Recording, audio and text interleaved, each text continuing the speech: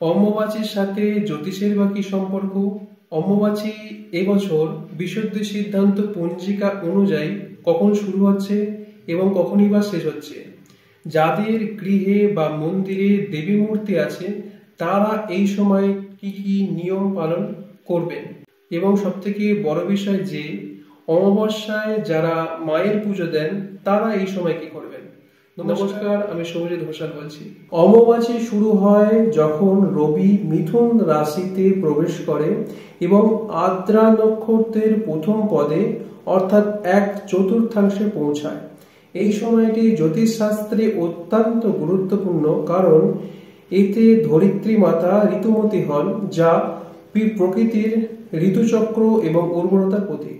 বিশুদ্ধ সিদ্ধান্ত পঞ্জিকা অনুযায়ী 22শে জুন রবিবার অর্থাৎ আগামীকাল সকাল 6:10 থেকে অমাবস্যা শুরু হচ্ছে এবং শেষ হচ্ছে 25শে জুন বুধবার সন্ধ্যে 6:10 পর্যন্ত।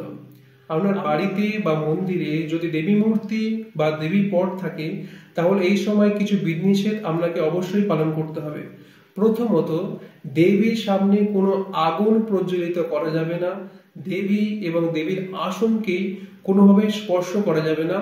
শুধুমাত্র নারী ভক্তরাই মাকে সেবা দেবেন।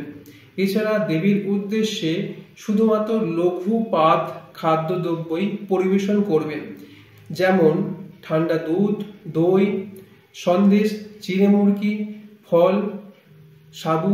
এছাড়া অন্য কোনো দ্রব্য না দেয় শ্রেয়। সাধু, সন্ন্যাসী, ব্রতী, দ্বিজ এবং বিধবা নারীদের এই সময় পাকদ্রব্য গ্রহণ করা নিষেধ।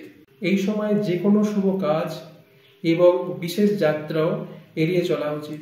এবছর অমাবস্যা পড়ায় একটি গুরুত্বপূর্ণ দ্বন্দ্বের সৃষ্টি হয়েছে।